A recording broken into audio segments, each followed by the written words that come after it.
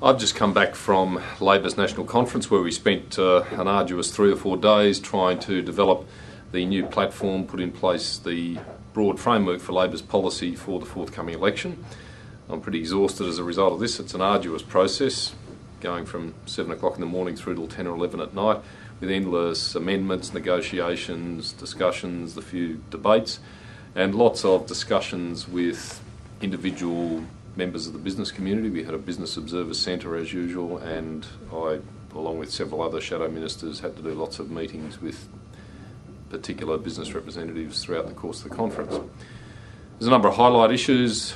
Obviously industrial relations. We've finalised most of the detail of our position with respect to work choices. That's getting a fair amount of backlash from sections of the business community. That's not surprising because Mr Howard's laws are so heavily weighted in favour of business that it's hardly a big surprise that sections of the business community would be unhappy with Labor seeking to get the balance to a more fair position. So we are committed to getting rid of AWA's individual contracts, particularly to ensure that people on low incomes, people who don't have any industrial bargaining power, who are usually not in unions, like many cleaners, petrol station attendants, shop assistants, clerical workers, waiters, waitresses, some labourers. There's a very, very long list of people who work in occupations that don't get well paid, that don't have much industrial strength, and depend very heavily on a fair system of regulation in order to get a fair go.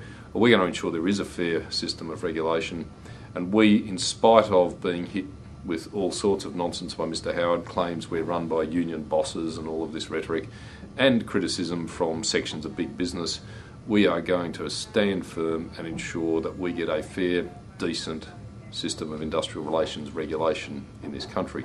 Uranium was also, of course, a pretty crucial discussion.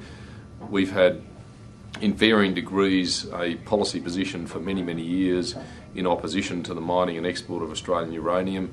It started out as an absolute position in 1977, got watered down a bit in 1982, and subsequently in varying degrees has been watered down at particular times.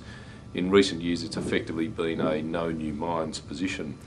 Now that's been undermined by the fact that Roxby Downs, which has been allowed to open and operate under our previous policy, is on track to becoming probably the biggest uranium mine in the world. We're already the second biggest exporter of uranium, so for us to continue with a notionally anti-expansion of uranium mining and export position in that context clearly raises some issues for debate.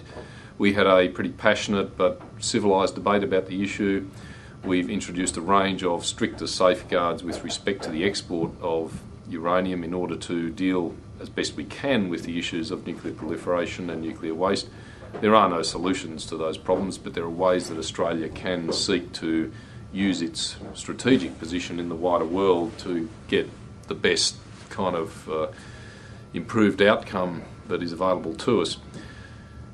It's a matter for debate, I suppose, a matter of opinion as to where the right balance is on these issues, but as always we've had the debate, we've had the vote, and now that's the official Labor position, and we'll all get on with the business of advocating our party position and hopefully winning the election.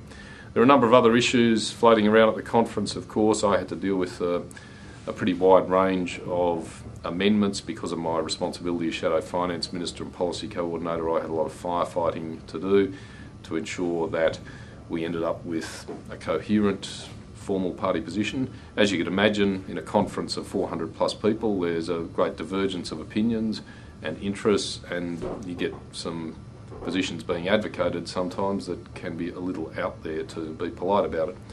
But it's still essentially a pretty democratic process. It can be brutal at times. There's a lot of collisions of ideas and interests.